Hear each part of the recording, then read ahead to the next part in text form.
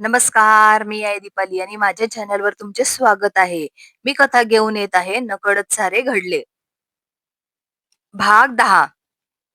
अनन्या सकाळी उठली, तिने आवरलं, आदूला रेडी केलं. अजय पण त्याचं आवरून आला. त्याला पण आज खूप काम होते, इम्पॉर्टंट मीटिंग होती. त्याला हा कॉन्ट्रॅक्ट पाहिजे होता. त्याने छान असा प्रेझेंटेशन बनवलं होतं. तो तेच करत बसला होता. अनन्या पण काम करत होती. नाश्ता बनवला, त्याचा टिफिन बनवला. सुलू आत्या अनन्याला बनवायला सांगितलं. ते पण तिने बनवलं. अजय पण डायनिंग टेबलवर बसला. अनन्या लवकर नाश्ता दे, तू पण नाश्ता कर लवकर.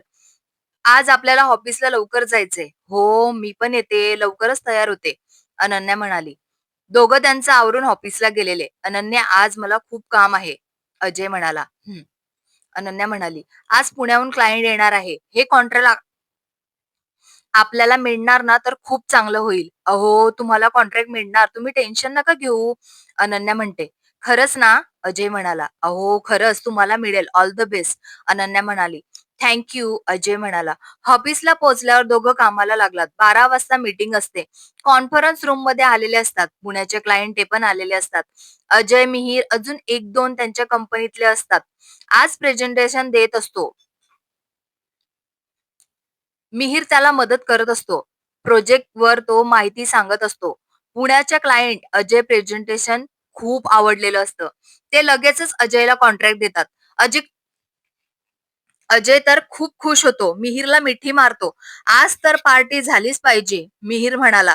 हो, मी अनन्याला कॅबिन मध्ये बोलवतो, अजय म्हणाला. हो हो, बोलव, तुला तर फक्त चान्स पाहिजे असतो, मिहीर म्हणाला. गप रे, तू सारखं चिडवत असतो. आता तिला हे सांगायला नको का, अजय म्हणाला. हो, सांगायला तर पाहिजे ना, मग सांग सांग, मिहीर हसत म्हणाला. काम कर, ते पुण्याच्या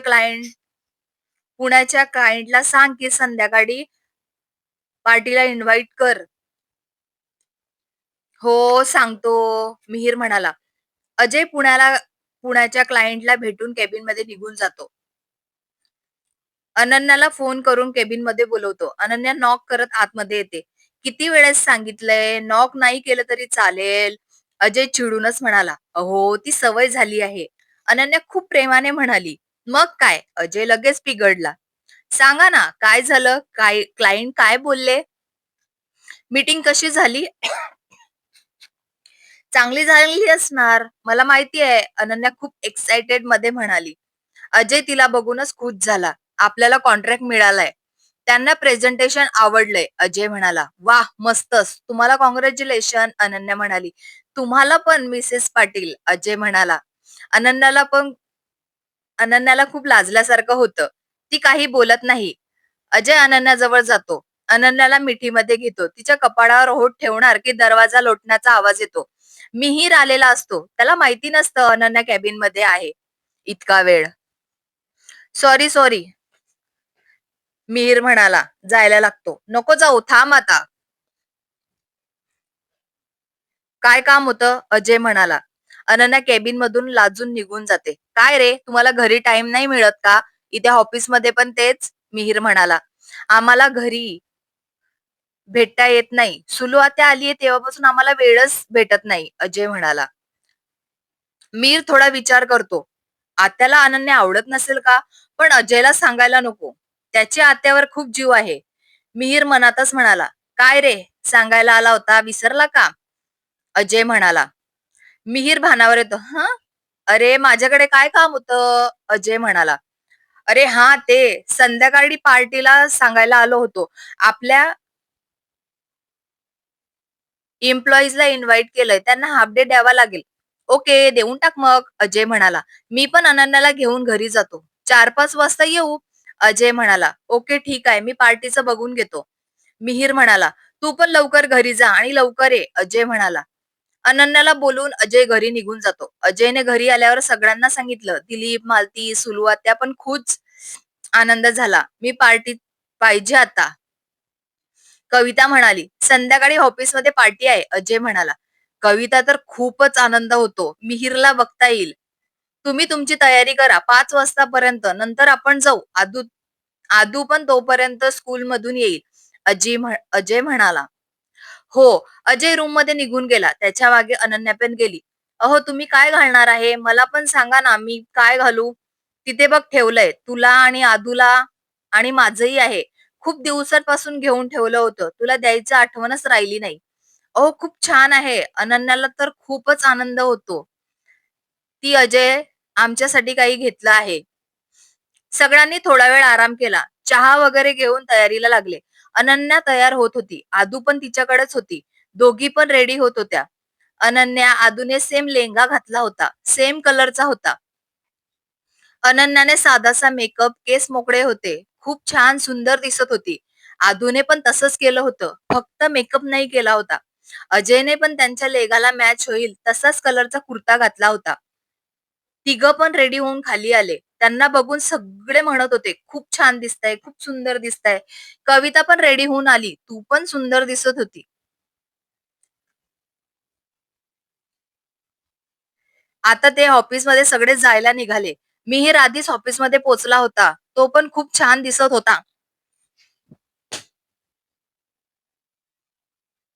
हँडसम दिसत होता.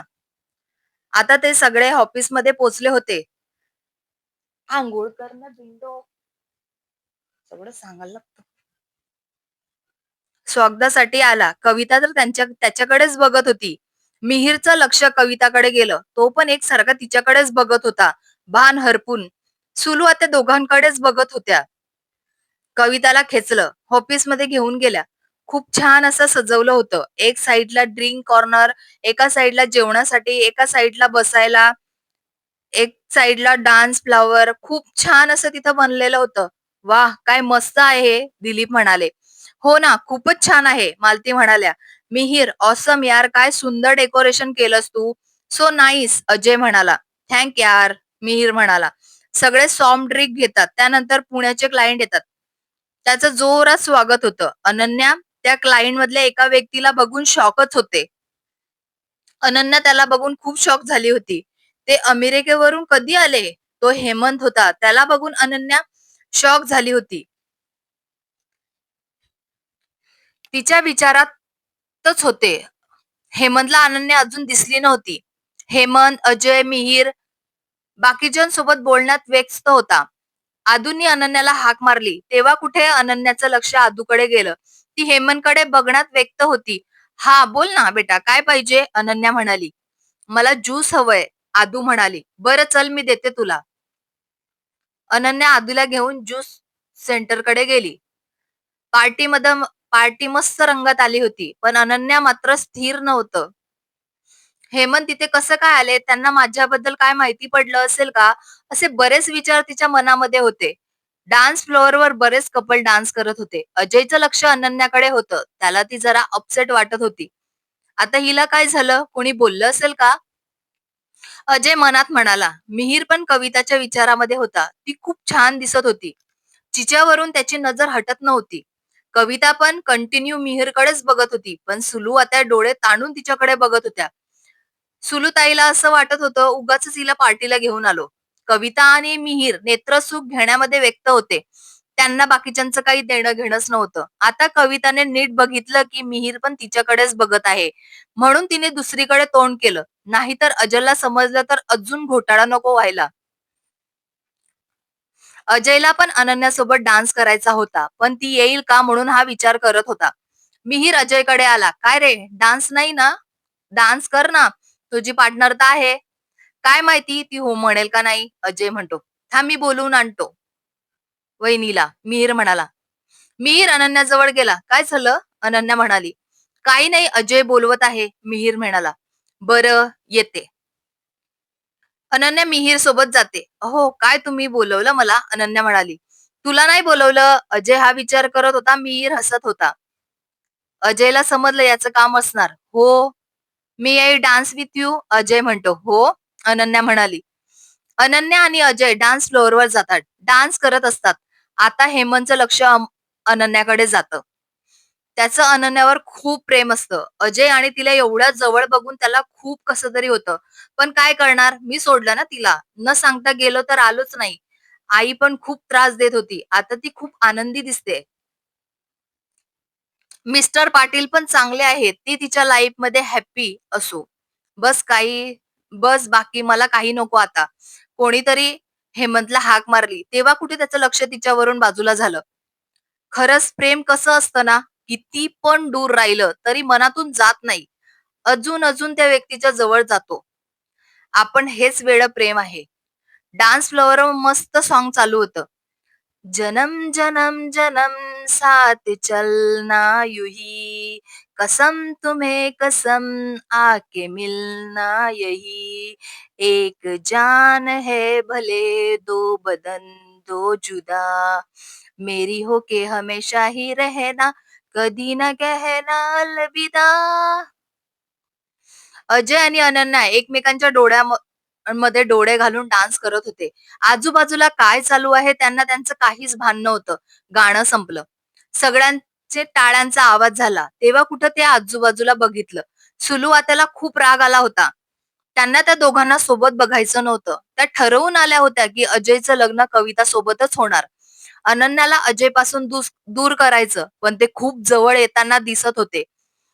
त्यात कविताचे मिहीरचं काहीतरी वेगळंच चालू होतं. ते पण दोघं डान्स करायला गेले होते. कविताबद्दल अजून घरात कोणी काय विचारलंच नव्हतं. तिचं लग्न कसं तुटलं. आदू अनन्याजवळ गेली. "आई मला भूक लागली आहे." हेमंत हे ऐकलं. म्हणून अनन्याने अजयशी लग्न केलं वाटतं. अजयची मुलगी आहे वाटतं ही. अनन्याला लहान मुलं खूप आवडतात. पण बिचारीच्या नशिबात असं की तिला देवाने नाही दिलं. दत्तक घ्यायचं म्हटलं तरी आईने घेऊ दिलं नसतं. "हो बेटा, चल मी तुला वाढून देते. खाऊ घालते," अनन्या म्हणाली. आदूचं जेवण झालं तसं ते बाकीच्या मुलांसोबत खेळायला गेली. हाच फायदा घेत हेमंत तिच्याकडे गेला. "हेलो आदू. Hello uncle. खूप क्यूट आहेस तू," हेमंत म्हणाला. "Thank you uncle. तुम्ही पण खूप हँडसम आहात," आदू म्हणाली. "थँक यू बेटा. तू अजयची मुलगी आहे का?" हेमंत म्हणाला. "हो. अनन्या माझी आई आहे आणि माझे खूप लाड करते म्हणून पप्पाने तिच्याशी लग्न केलं." आदू खूप आनंदी होऊन सांगत होती. "वाह! खूप छान. कधी झालं पप्पाचं लग्न?" हेमंतने विचारलं. 1-1.5 महिना झाला असेल, आदूने सांगितलं. "हो. बेटा तुझे जेवण झालं का?" हेमंत म्हणाला. "हो अंकल, जस्ट आताच झालं. मला माझ्या आईने भरवलं," आदू म्हणाली. "ठीक आहे, आता मी पण करून घेतो," हेमंत म्हणाला. "ओके अंकल," आदू म्हणाली. हेमंत जेवायला निघून गेला. अनन्या जेवायला तर बसली होती, पण तिचं जेवण जात नव्हतं. हेमंतचा विचार तिच्या डोक्यात चालू होतं. यांना सांगू का? पण त्यांना काय वाटेल? नाही, आधी हेमंत सोबतच बोलून घेते. मला असे सोडून निघून का गेले होते? अजय आणि अनन्याला हाक मारली. "हां," ती एवढंच म्हणाली. "जेवणाकडे लक्ष आहे तुझं?" अजय म्हणाला. हेमंत दुरून सगळं बघत होता. अजयचं पण प्रेम खूप आहे अनन्यावर. त्याला दिसून आलं होतं. त्याला एवढंच समाधान झालं. तिच्या आयुष्यामध्ये माझ्यासारखा काळजी घेणारा आहे. तो पण मग जेवण करायला लागला. अजयने दिलीप, मालती, आदू, अनन्यासोबत सगळ्यांची ओळख करून दिली. जेव्हा तो बोलला, "मीट माय वाईफ अनन्या," हेमंतला खूप कसं तरी वाटलं. त्याच्या हृदयात कळच गेली कशी.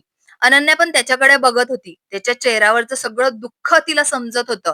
तिचं पण मन कशातच लागत नव्हतं. पार्टी संपली. जसं जो तो आपल्या आपल्या घरी जायला निघाला. अजय पण आपल्या फॅमिलीला घेऊन घरी आला. सगळे खूप दमले होते. जो तो आपल्या आपल्या रूम मध्ये जाऊन फ्रेश झाला आणि झोपले. अनन्या आदूला झोपायला तिच्या रूम मध्ये गेली. ती पण खूप दमली होती. मानसिक त्रास खूप झाला होता. विचार करून करून डोकं दुखायला लागलं होतं आणि इकडे अजय अनन्याची रूम मध्ये वाट बघत होता. त्याला माहिती नव्हतं की अनन्या आदूच्या रूम मध्ये झोपून गेली आहे. का अजून आली नाही? रूम मध्ये काय करते आहे?